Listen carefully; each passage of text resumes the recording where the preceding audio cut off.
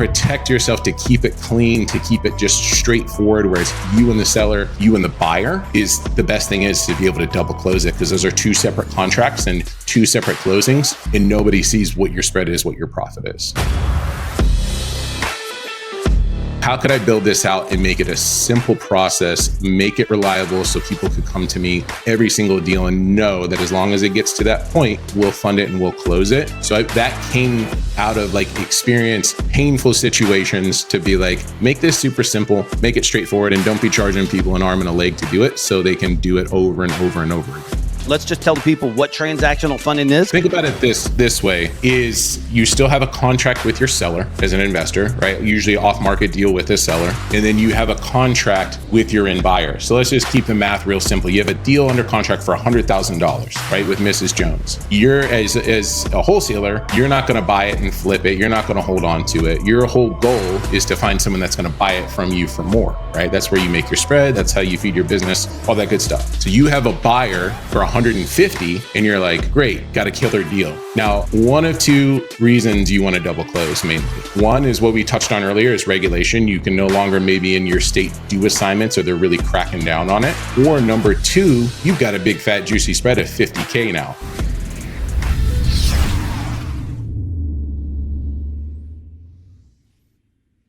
Welcome to the Leads to Deals podcast, where we talk about everything from leads to deals, and everything we talk about leads to deals. This podcast is brought to you proudly by LlamasuLeads.com, the industry's first enterprise level outbound lead generation company. If you need leads for anything in real estate, I want you to visit LlamasuLeads.com. Our guest today has adapted to regulations in the wholesaling industry. He's also profited from these regulations. And so while most wholesalers have panicked, I say he's built the infrastructure that now keeps them alive. Today, we're going to dive into everything: transactional funding, sales psychology, deal psychology, and how to turn pressure into power, plus the brutal truths on scaling lean and what that means in today's real estate market, as well as funding fast. So while regulators are trying to kill wholesaling, he's trying to save it. Welcome to today's podcast, Peter Russell. Thanks for having me, Scott. Dude, very welcome. I think you probably have to have, just by a function of what your business is, your ear to the streets about what's happening from a regulatory standpoint. So we're going to have a lot of people who watch this are like, they're in the REI space. Are you currently seeing government regulation as like your biggest ally, or is it something that's kind of slowing the industry's growth? I see it as a huge ally, especially for what I provide with transactional funding to double close. A lot of regulation, is pushing back on assignments, assignment fees, that sort of thing, right? But a huge way to be able to avert that or not have to worry about that is to double close, where you actually can buy it and turn around and sell it. There's not a lot of stuff coming out that's going to stop anyone from doing that, right? A lot of it is pushing back on assignments in the traditional wholesale model. So I've had a lot of people in regulated markets, and it seems like there's a new one almost every day. In North Carolina, my home market, they're pushing stuff right now. It hasn't gone through yet. That's going to really restrict the old school way of kind of wholesaling and doing assignments.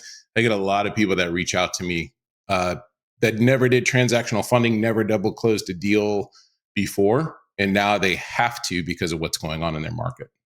So let's take two steps back, and then I want to go into your kind of journey, but let's just tell the people what transactional funding is, because it's going to be the core concept, I think, of what we're going to talk about today, and how to leverage it to get more deals and to get bigger spreads. For sure. Yeah. So think about it this way. It is, you still have a contract with your seller as an investor, right? Usually off-market deal with a seller. And then you have a contract with your end buyer. So let's just keep the math real simple. You have a deal under contract for $100,000, right? With Mrs. Jones. You're, as a wholesaler, you're not going to buy it and flip it. You're not going to hold on to it. Your whole goal is to find someone that's going to buy it from you for more, right? That's where you make your spread. That's how you feed your business, all that good stuff. So you have a buyer for 150 and you're like, great, got a killer deal. Now, one of two reasons you want to double close mainly. One is what we touched on earlier is regulation. You can no longer maybe in your state do assignments or they're really cracking down on it. Or number two, you've got a big fat juicy spread of 50K now, right? You're a little nervous that that seller is going to see it.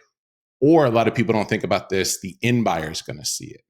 So it's switching it up from doing an assignment the old school way, which you can maybe not do anymore, or you're kind of clinching and hoping that nobody sees that assignment fee and blows up the deal. You reach out to us and we'll actually step in and provide the capital on the day of closing so you can buy it from the seller and turn around and sell it to that end buyer. So that, hence double close, right? Just bam, bam, back to back, super smooth, super simple. Nobody sees your profit. Nobody sees your fee. And you can like take a big sigh of relief on the day of closing. Like, hey, I've got this, but you don't have the 100K to fund it. We step in and fund that full amount for you. You know, it sucks for a guy like you because it's such an important thing, but it's like you said, it's transactional. So it doesn't sound as sexy as what it really is. You know what I mean? It's like you're the bridge that helps keep people's deals protected. You're that shield. You know what I mean? It's like, because like you said, not only is it the seller side, and different states vary, and maybe we can talk about that. Like, hey, in these states, it's required to be disclosed and it's required to kind of be in the seller's face, but also the buyer side. And I think it's one of those things that you should never work with a buyer who has a problem with your assignment. But the issue is you don't want to find out they have a problem at the closing table. So Right. why, Right. when you big ones, you want to protect them, and people are always like, well, I'll just file a memo. Okay, that's cute, but then you're going to have to, somebody tries to blow up your deal or the customer gets sideways, you're still going to have to now take legal action to be able to Right. put that deal back together, which is going to cost you. So what states do you see, forget the regulation side, what about the disclosure side? What states do you see that, hey, people are raising their hand the most? And then what about their closing documents make it so it ends up being something that people are kind of trying to want to keep close to their chest? Sure. Well, I'll stick right here at home, right? Like the House bill that they're have set up and hasn't passed yet, but probably will, legitimately says, going back to the memo thing real quick, like no more memorandums, can't do that. Your seller can back out within 30 days, any point in time. And you have to lay everything out in like big, bold font if you're doing an assignment. And you have to be a licensed agent now, right? So with that, if you're really the buyer, which I give you the power to do, like no more BS assigning it over, pretending you're the buyer, you actually are the buyer. You're using my capital, my company's capital for it. But that saves you from so much headache, so much drama, so many issues.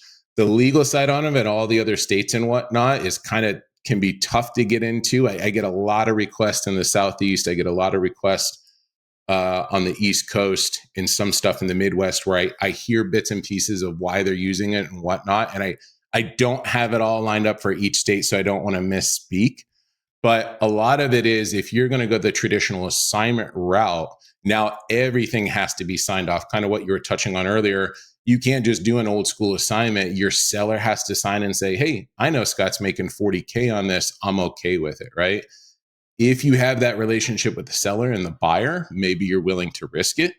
But if you want to avert that and not have to worry about it, where everything is disclosed and stuff can blow up on you, or that buyer can come back and be like, you know what, Scott, like I was looking at it a little bit closer. There's actually mold in the basement. I'm going to need to retrade this on you. They're doing that because they see that you're making 40. Oh, Scott on this one can make 20 or 25. He'll be all right. Right. So to protect yourself, to keep it clean, to keep it just straightforward, where it's you and the seller, you and the buyer, is the best thing is to be able to double close it, because those are two separate contracts and two separate closings, and nobody sees what your spread is, what your profit is. Let me ask you in those regards. I know you said we don't want to quote random states and we don't want to be wrong, but do you have like a feeling for, hey, I'm getting a lot more business in New York than I am in other states? Is there any maybe recent full-fledged regulations that have passed? Like I've heard things about Illinois, heard things about Kansas, and et cetera, et cetera. Is there some other guidance that you can give us, even if it's from the rumor mill, about what states have this regulation in place that's making a product like yours more and more viable or necessary? Yeah, I would say we have a definitely an uptick recently in like the PA, Pennsylvania market. A lot of Amen. people hitting us Mhm. up for it. Ohio is another big one. Tennessee, I think the biggest feedback I've gotten from investors there is they're getting rid of more and more the pass-through funding, where you could use the end buyer's funds to double close. Some closing companies are allowing it, but a lot more now. These guys are hitting me up and they're like, "Hey, I had it good for a long time. I didn't have to. I could double close, but I could use the end buyer's funds. But now my closing company is not letting me do it." So we're seeing a big uptick in those markets for sure. What would you say is, if you were to just guess, hypothetical, from all the volume that you guys are doing, what percentage is people just wanting to not disclose maybe to their end buyer exactly what their spread is versus the regulatory need to do it? It's definitely increasing on the regulatory side. I would say when we started this 2 years ago, probably a good 75 to 80% of it was just to protect their fee, right? Now I see that bump up coming to be, you could probably say it's like 60-40 now. 60%, everybody's like, hey, I don't want any BS at closing. I just want to close this thing out, protecting my profit. 40% being like, hey, man, we just, the regulation in our market is so gray and we don't want to get in trouble, or our title company now, they don't know what's going on, so they won't do an assignment for us and that sort of thing. Hey, now I have to double close. And that seems like that's creeping up kind of like month by month, quarter by quarter, but I'd say it's a good 60-40 right now. What do you think the single biggest misconception is to like a brand new wholesaler about what transactional funding is or does? A lot of people, as soon as they hear funding or lending, they tense up because they're like, crap, is he going to look into my credit score? Is he going to ask me how many deals I flipped? Because that's what you get with private money, hard money, when you're doing a fix and flip or whatever that looks like. They're worried about like an underwriting process, right? Especially if they're newer and they don't have a big history and they can't send you a list of all the deals that they've ever closed. And for me, the moment I let them know, I'm like, I don't care about any of that, right? If you have a deal and you have a contract with the seller and a contract with the buyer and it gets to closing, we will fund it for you. Like we are the last piece. Once everybody signed closing docs, once the end buyer's fully committed and everything's ready to go, we are the ones at the end that wire over that capital to the closing company on your behalf to be able to close your contract, turn around and close the other one. So you can be brand new, you can be at it for 5 years. This could be your 1,000th deal. Doesn't matter to us. It's just we're there to fund it if it gets across to the finish line and we help get it across there. Where's the risk exposure for you guys, or is your situation pretty fail safe, man? Like, we're making sure all signatures are in, essentially all closing docs are completely ready. The buyer's money's actually already into the account too. Like, how are you hedging your bets? Because you are working with newbies and people who may not know exactly what's going on. Yeah, for sure. Yeah, I would say I'd be a liar if I said anything is perfect and never there's no risk at all, right? But it's very, very risk averse what we do because of the points that you just touched on. Our process is to fill out a request, put us in contact with who's ever handling the closing, and then we work with them directly. We make sure we use a third party to verify wiring instructions, because that's huge. You switch out one number or whatever. It's not like an Amex credit card where you're getting that back, right? So we triple verify that process for the closing company, and they make sure that they have our wiring instructions correct. And then on the day of closing, we make sure that everybody's dotted I's, crossed T's, and that end buyer is fully committed, their money's sitting in there. And then and only then do we wire it over. So it's as risk averse as possible. You just have to stay on top of it and follow our SOPs. And we do get some requests where people are like, hey, man, I'm in a pinch. Like, will you fund this on Friday? My buyer is going to be back in town on Monday. And we just say, unfortunately, no. We stick to those SOPs to cover you, to cover ourselves. But it has to be a true same day double closing. Yeah, I think we could do a whole podcast on title fraud and everything that's going on, especially right now with AI, and it's crazy out there. So it's Sure. great to hear that you guys have kind of put those protocols in place. So let me tell you something that blew my mind because I'm new to the real estate industry. You have more than a decade of experience in REI, correct? Yeah. Proof of funds. I thought, man, I see all these gurus out there being like, yo, here's my proof of funds document. And first off, they think that that's going to be their closing sales skills. Like, hi, Mrs. Jones, I'll send you this email to show that I have money. So proof of funds is wildly abused in the Mm-hmm. sales cycle of this. But we can all go to websites, candidly, similar to yours, and Mm-hmm. download a proof of funds document. How do you balance that between providing a tool for legit people and not letting some moron take your brand and throw it all over the world on a quasi fake, or that's not theirs, but this tangential relationship that they have with you? Yeah, that's a good question. I mean, it is something that we like to offer out to help the investors that we work with. So we allow it. At first, you had to request it one by one manually, and then they'll start coming in like rapid fire. And we run a lean and mean team, so we're like, okay, how do we fix this without pulling it away? And then so now we have it on the site. If you go to our homepage, one of the main buttons there is proof of funds. You can put in your information and we'll spit a PDF out there for you.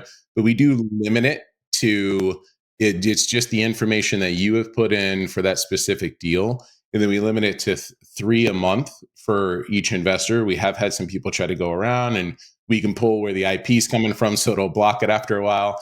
And then after that, we do it on a case by case and charge for it, sort of thing. And then on the bigger deals over certain amounts, they have to call in and manually request it. I have a conversation with them, that sort of thing. Because again, we want to offer it, and we think it does help with their offer and hopefully make it a little bit stronger. But also, we don't want people using it to offer on homes that are listed and they have no intention of double closing on it, or making assignment deal something that doesn't make sense. So it is that tricky balance there for sure. Yeah, and it's a resource that it helps. I think it's just there's always bad actors no matter what, and it's an abuse thing. And listen, you could have it wide open, 100% access, and or even turn it to zero. You could just go online and get them. There are a dime a dozen out there. And most of them aren't attached to anything other than GPT or some other type of kind of fake back end. I think that when I talk to a customer, it's like, "Hey, do you have proof of funds?" I'm like, "Who planted that seed in your head?" Like, it's just not like we buy homes all the Right. time. Like, we've never had to show proof of funds unless some other wholesaler who didn't know what he was talking about was using that as a leverage or a conversion tactic. So a guy like you're in this business model where you're helping people who have a really solid deal kind of keep that spread to their chest, or make sure they're operating in a way where they can still be in business a year from now and not getting into trouble with regulators and be able to do the right thing. How does it work in regards to cost? Does it vary by state? Is it per 100,000? Like, what are the expectations on transactional funding and my cost exposure, not only just to you, Pete, but can you walk through like, okay, so that means there will be a whole other round of document stamps. Is there a whole nother round of closing costs? Or what are the additional fees for leveraging this tactic? Yeah. It's really what you work out with everybody involved. If you are going to end up buying it, we know that most investors, most wholesalers, their whole pitch to their seller and client is, I'm going to cover closing cost, right? So that is something that we have had some investors kind of like pull back on a little bit and split those with their seller.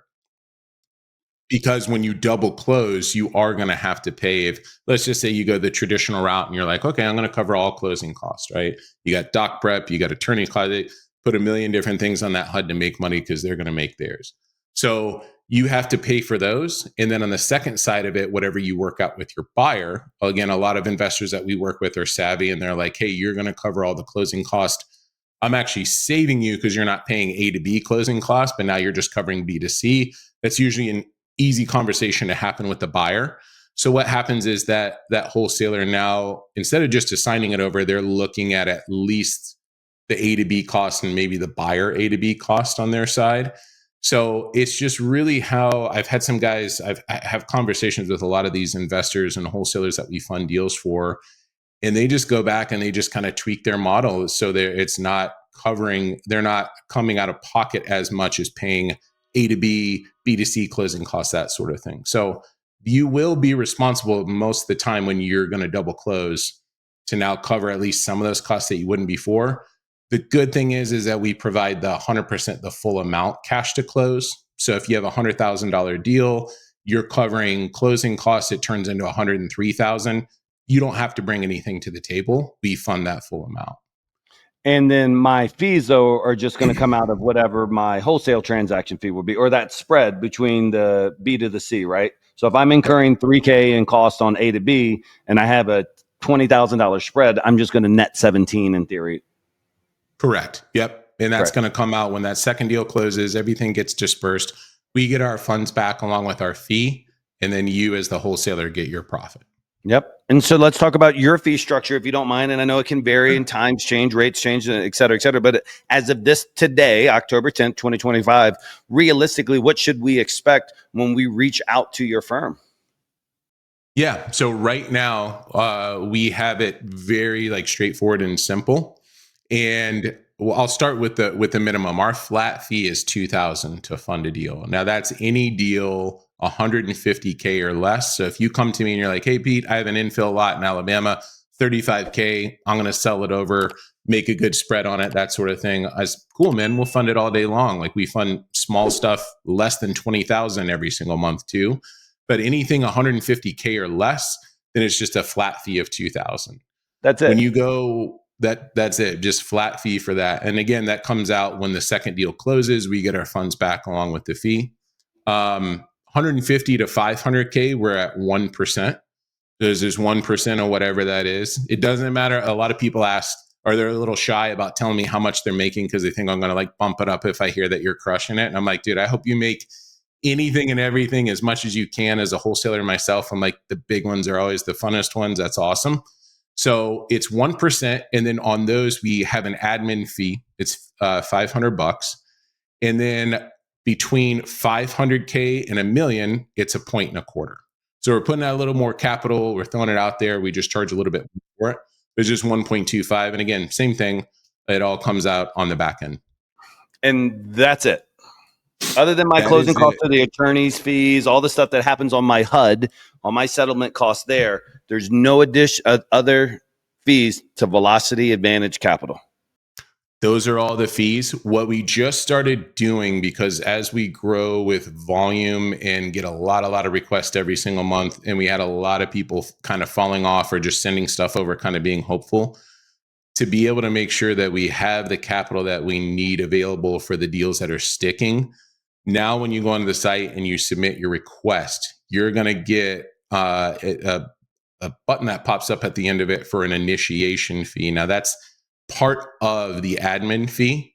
So it's $200. Once somebody submits a deal, they have a link right there. They debit, credit card, however they want to pay it. They pay $250 for an initiation fee. And what that does is that just secures it, that locks it in. And then at closing, that goes toward that $200 or the $500 admin fee. So we do have that upfront now. That's the one upfront fee that we charge. Excellent. And in theory, most people shouldn't be going to your website to fill out this document until they already have their B2C lined up. So they already have their buyer lined up. Have your A to B contract, have your B2C contract good to go. Excellent. And at the courthouse, for those of us who've never really done transactional funding, it's going to show me as the owner on the same day. When somebody goes back and pulls public records, 30 years from now, it's going to show that I owned it the same day I sold it, correct?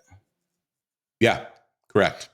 And do you find that most investors, they're putting it in their wholesale company name, they're putting it in their personal name? Is there any tax ramifications to this because I'm taking ownership than a normal, let's say, transactional, like a $50,000 marketing fee or whatever it may be? Are you aware? Almost everybody still puts it in like an LLC, their business, their wholesaling institution. On the tax side, it's another one of those ones that are tricky. And I think it's like business specific for that person and state specific. So I'm not 100% sure if it's like, hey, you could write it off, or hey, you're going to have to pay more on it. That's definitely something I would say, hey, man, definitely talk to your tax person about that and see what that's going to look like if you have to set a little bit more aside for that. Yeah, I think it varies like person to person, business to business, and how they file and all that good stuff. I had Jamil Damji on my podcast a couple of months back, and we were talking after the podcast, just like this, shooting the shit for a second. And he was like, man, you know what, Scott, if I'd do anything all over again, and I would encourage you since you're newer, he's like, dude, I'd just lend money. He was like that. He was like, everybody I know that's lending money, they're stress-free, they're hanging out. Like, it's just the transactional funding, the guys are doing hard money. If you got the capital, lend it out there. And then, so I think of a situation like yours. You guys have done 70 million in money being out there. Are you constantly having to go back and raise more capital for yourselves, or are you guys able to pretty much pivot in and out with your initial pool that you're able to recycle it fast enough to hit your volume? Or are you constantly raising? So originally it was all self-funded, just money that I've made over the years in wholesaling and had on the sidelines. And I was like, what am I going to use this for? What am I going to put it together for? And then came the good problem of like, okay, I'm getting more requests. Like this is spreading through referrals and affiliates and that sort of thing.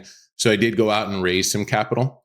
So I have some private money that I use now, and I just take that and I recycle it. It is getting to a point, again, it's a good point, but it's a little bit of a stressful point where you're like, now I probably need to go out and raise some more, right? So it was personally funded at first. Now it's private, and then just pulling in more of that is going to be something that we're probably going to have to do by the beginning of the year. And then we do have large deals that we have to fund from time to time. You're talking $1.5, $2, $3 million, and we have some backup capital partners that we can call on for that. But right now we do have a set amount set aside that we take that. And the good thing is, I mean, these transactions are usually the money's out there for a few hours and it comes back. It's definitely same day. So it's recycling that capital.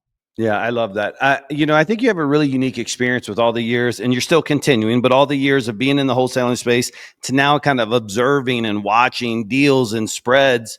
I guess, how do you see the industry? Actually, let me rephrase this. What would you tell 2015 Peter Russell? What would you tell yourself if he walked into your office today about real estate investing now versus then? Oof. Well, I didn't double close the deal until like 2020 myself with my company. And I had deals where people walked out of the closing table because they saw the assignment fee. Right. And I had buyers that would close, and then I would sell them another deal and they'd be like, Pete, you like raked me over the coals on the last one. Like, give me a little bit of a discount on this one. And I'm like, oh, dude, I thought you didn't care. You didn't count other people's money. I would tell myself to double close anything and everything to keep stuff clean. I had multiple times. Craziest story ever is I got a speakerphone call from an attorney on the day of closing. And he was like, hey, we have a problem. I'm like, what's up? And he's like, Mrs. So-and-so's here. She'll tell you, right? The seller. And she like went straight to the assignment fee. And she's like, how are you guys making this on it?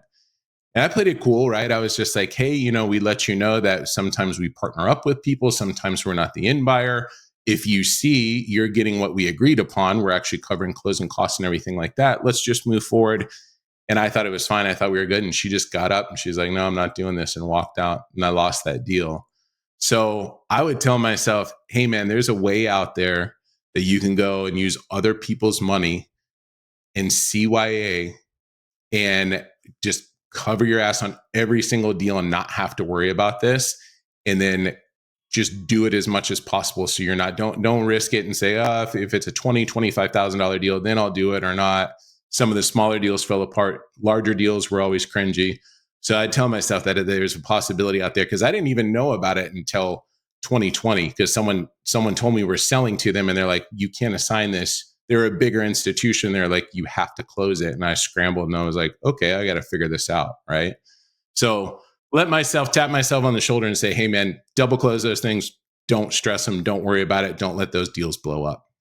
It reminds me, yesterday we closed a lady. I have a REI investment office as well, and we're pitching her super late at night, and she gets a contract and she just, whatever reason, goes sideways. And I happened to look at the deal. I go over there and looked at the guy, and I was like, dude, we're doing a flip right now, like 2 streets over from her. I was like, just get on the phone and tell her that, like, hey, we're doing this. And he said, well, why don't you come in as a third voice? I came in, talked to her, and she was so happy just to realize that, hey, we actually were local. We did have a crew. She's like, I know exactly the house, et cetera, et cetera.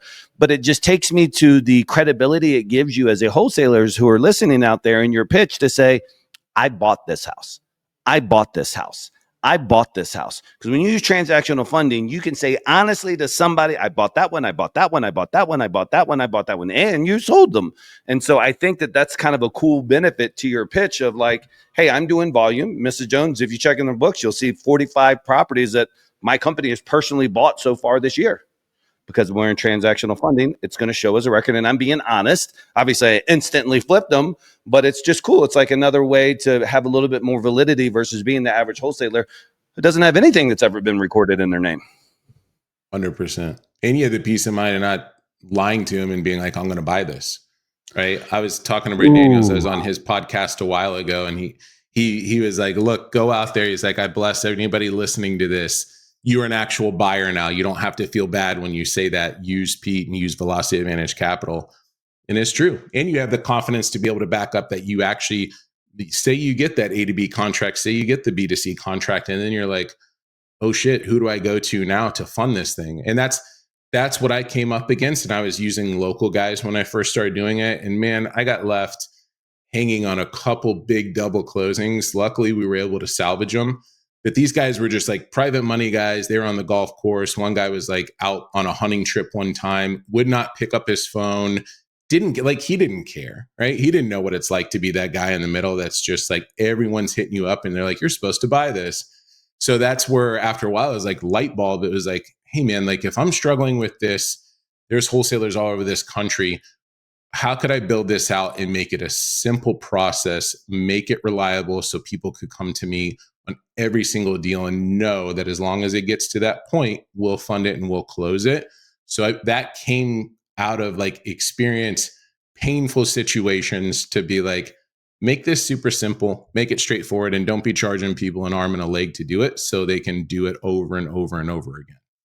It almost feels like a bit of an insurance policy, you know? It's kind of one of those things that once you get in the habit of doing this, I think you're going to want to do it often because the fees are so minimal. Well, we're talking about a point on the average transaction, sometimes, you know, maybe even less or whatever, depending on the size of the deal. But to be able to do that and just say, hey, I'm going to pay $5,000 to be able to handle and make sure that like both sides, nobody's in their feelings. And to be able to say that I purchased this property, to add it to my wall, add it to my board, be able to talk to the seller with conviction. It's huge, man. I agree with what you said, Brent said. This is a way for them to feel better about their sales pitch. I wanted to ask you, I was going through your bio, and obviously you've got a lot of time. You built this from scratch, and now it's a monster powerhouse. You talk about this thing called lean scaling. I want to kind of end on that. To you, what does lean scaling mean?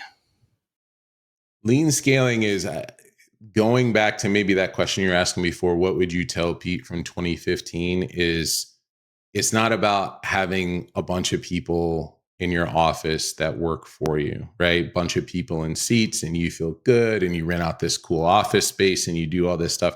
That's fine and great if you do it and do it the right way. But I think I came along when everybody was just like the wholesaling thing was just kind of blowing up and everyone was like, go as big as possible, be in as many different markets, do multifamily, do single family, do commercial, do RV parks, and you're just like all over the place, right? Shiny object syndrome.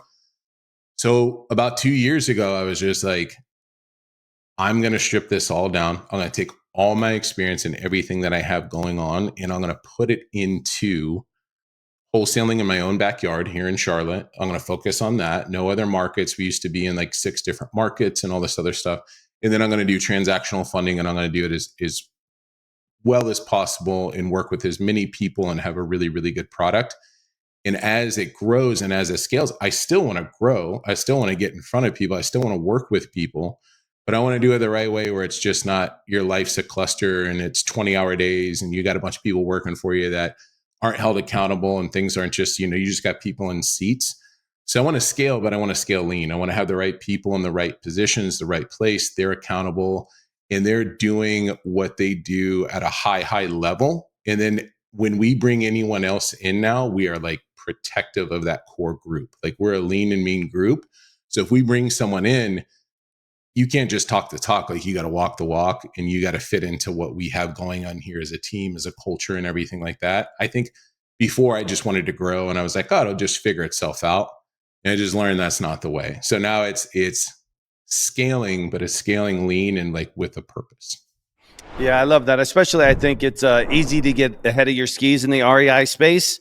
And it works well as long as the market's in one direction. But let something shift. Let some interest rates go up. Let a couple of hedge funds back out. It's very, very easy to be captured in that environment. And, me having an agency, I have an outbound agency here. I get to see into a lot of people's businesses nationwide and get to watch the individual markets kind of shift in real time and kind of watch people move and adapt slower. And some of them are faster. And so I definitely agree that with real estate specifically, you can do really, really well with lean, dialed in operations. I mean, a couple of true rock stars in acquisition, a couple of true rock stars in TC and Dispo, and you got yourself a really good money machine, especially if you're in quote unquote the right markets or bigger spread markets. It's really possible. So I love it, man. I feel a little bit more educated about the process. I thank you for that. How do our followers, how do they learn more about Velocity Advantage Capital? Where do they go? How do they build a relationship with you and start protecting their spreads? Yeah, definitely. VelocityAdvantageCapital.com. That's our site. Go there if you have a deal. We have FAQs and everything on there too. It just walks you through the process. We got little videos that make it super simple, are from A to Z and what we do.